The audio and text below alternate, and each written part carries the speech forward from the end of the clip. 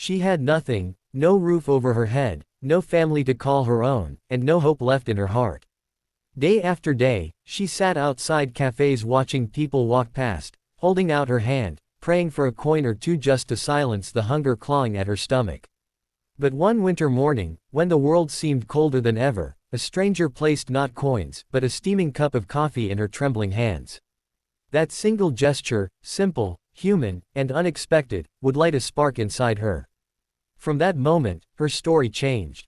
She would rise from the sidewalks where she once begged to the shining glass towers of the corporate world. And it all began with a cup of coffee. The city was always alive with noise, horns honking, footsteps rushing, laughter spilling out of restaurants, but to her, it was just a blur. She sat hunched outside a cafe, knees pulled to her chest, her thin jacket no match for the biting December air. Every morning was the same. People in warm coats and polished shoes hurried past, sometimes glancing at her with pity, more often ignoring her as though she were invisible. Her name was Emily, though no one asked anymore. She had once been someone's daughter, a little girl who loved bedtime stories and warm milk. But that life had slipped away when tragedy struck. Her parents died in a car accident when she was 15, leaving her in the care of relatives who saw her as nothing but a burden. The shouting, the slaps, the neglect, it all grew unbearable. One day, she ran. And running meant the streets became her home.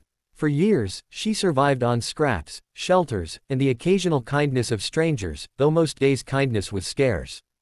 On this particular morning, Emily sat on the cold pavement, her hands trembling not just from the weather but from exhaustion. She hadn't eaten in 2 days, and her stomach twisted painfully. She whispered softly, almost to herself, "Please, just enough for bread." A few people tossed coins without stopping, but most looked away. Then, as she lowered her head in defeat, she saw a pair of shoes stop in front of her. She looked up. A man stood there, holding a paper cup from the cafe. He wasn't dressed like the others who hurried by, his coat was modest, his shoes scuffed, and his eyes, kind. Without a word, he knelt down and handed her the cup. The warmth seeped into her frozen fingers, and the smell, rich, sweet coffee, wrapped around her like a blanket. "Drink," he said gently. She hesitated, then lifted it to her lips. The heat burned, but it was the most beautiful taste she had ever known. Tears filled her eyes, not because of the drink, but because for the first time in a long time, someone had looked at her, really looked. "What's your name?" the man asked. Emily," she stammered. He nodded. "I'm Daniel. You shouldn't be out here like this. Do you want something to eat?"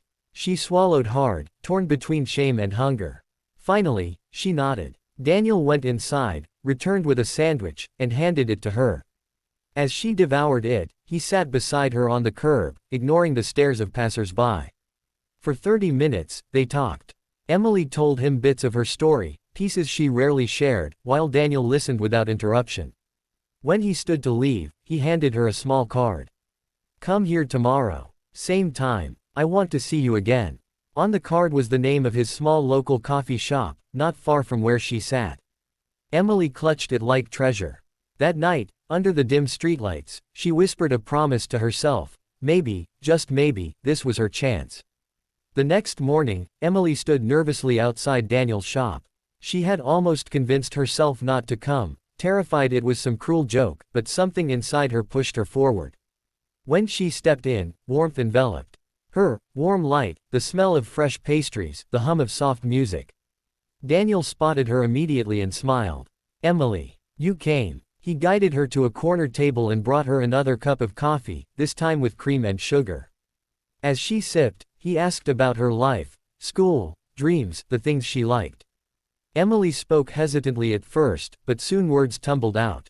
She admitted she had once loved reading, that she used to dream of being a teacher, that she still remembered math problems her father used to help her with. Daniel listened, nodding, his eyes never showing pity, only interest. "You're smart," he said firmly. "Smarter than you realize. You shouldn't be on the street." Emily laughed bitterly. "What choice do I have?" "There's always a choice," Daniel said quietly. Over the next weeks, he made sure Emily had food, clean clothes, and a safe place to stay. He introduced her to the small staff at his cafe, letting her wash dishes and sweep floors in exchange for a few dollars. It wasn't glamorous, but it was honest, and for the first time in years, Emily felt useful. Slowly, she began to change. She brushed her hair, lifted her head higher, and even smiled again. Customers noticed her, not as a beggar but as a young woman with bright eyes and quick wit. One evening, after closing, Daniel handed her a stack of books. "If you still love learning," he said, "start with these." Emily devoured them by candlelight: novels, history, even business basics. She had forgotten how hungry her mind was. Within months, she began helping Daniel with small tasks, balancing accounts, organizing schedules, suggesting ways to attract more customers. Her ideas worked. Sales grew, and Daniel often chuckled, "You've got the brain of a businesswoman." Emily blushed, but inside, a seed of hope was growing. Still, she battled fear. At night, she lay awake asking herself, "Do I deserve this chance? What if I fail?" But every morning, when Daniel handed her coffee with that same kindness as the first day, she found strength to keep trying. One rainy afternoon, as she wiped tables, Daniel sat across from her. "Emily," he said seriously, "have you ever thought about going back to school?" She froze. The thought terrified her. She hadn't stepped into a classroom in years. But then she saw the sincerity in his eyes and whispered, "Yes, I have." That night, Emily walked past the place she once begged, now clutching her books close. She no longer sat outside watching life pass by. For the first time, she was walking toward a future. Returning to school wasn't easy. Emily was older than most of her classmates, her clothes were modest, and whispers often followed her. But she kept her head high. Each day, she studied relentlessly, determined not to waste the chance Daniel had given her. She worked at the cafe part-time, studied at night, and slowly, grades that once seemed impossible turned into victories. She excelled in business and management courses, fascinated by how numbers, people, and strategy built companies. Professors noticed her sharp mind and relentless drive. "You think differently," one told her. "You see opportunities where others see problems." That praise fueled her. Years passed, and Emily not only completed her high school equivalency but earned a scholarship for college. Daniel was there every step of the way, cheering her on. On graduation day, as she stood in her cap and gown, she searched the crowd until she found him, clapping with tears in his eyes. She walked across the stage, diploma in hand, feeling the weight of every cold night she had survived, every coin tossed at her feet, every sip of coffee that once felt like salvation. Now, she wasn't just surviving. She was rising. After college, Emily dove into the corporate world. It was intimidating: towering offices, sharp suits, endless competition, but she refused to be intimidated.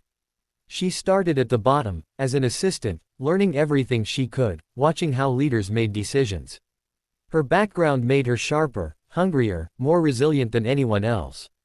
She knew struggle, and that made her fearless. Slowly, she climbed. Her ideas impressed managers, her discipline set her apart, and soon promotions followed. Within a decade, Emily transformed from the girl begging outside a cafe to a respected executive with influence and power. But she never forgot where it all began. She often visited Daniel's cafe, now thriving with multiple branches thanks to her strategic advice. Whenever she sat there, she held her coffee cup with reverence, not as a drink, but as a symbol of second chances. Emily's journey reached its peak when she was offered the position of CEO at a rising tech company. Standing in the boardroom on her first day, she gazed at the long table, the city skyline behind her, and felt a wave of emotion. Just years ago, she had sat outside in the cold, unseen, unwanted. Now, she stood at the head of a company, responsible for hundreds of employees, her voice carrying weight and respect. Her story spread quietly at first, employees whispering about her unusual path, but soon, newspapers picked it up.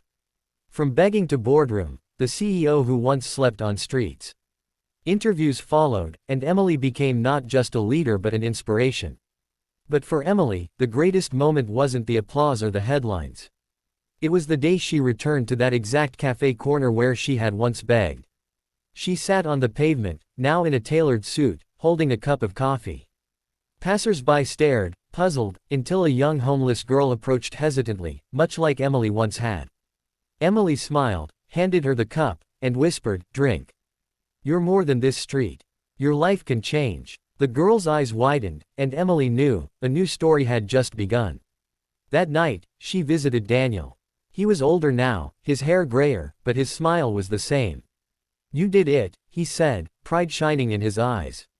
Emily shook her head. "We did it. You gave me coffee, and with it, you gave me hope." Daniel raised his cup in a quiet toast. "To hope," he said. Emily nodded, tears brimming.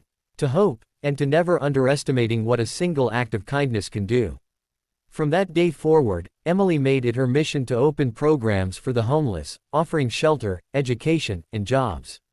She wasn't just a CEO.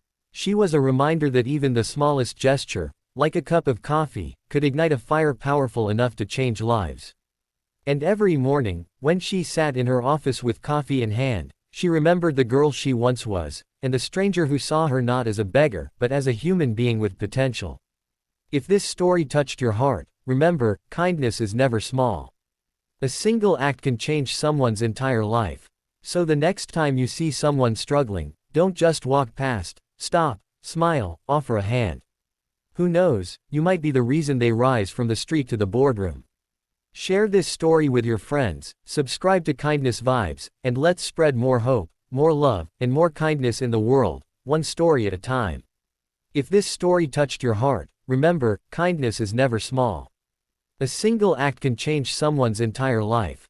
So the next time you see someone struggling, don't just walk past, stop, smile, offer a hand. Who knows, you might be the reason they rise from the street to the boardroom. Share this story with your friends, subscribe to Kindness Vibes, and let's spread more hope, more love, and more kindness in the world, one story at a time.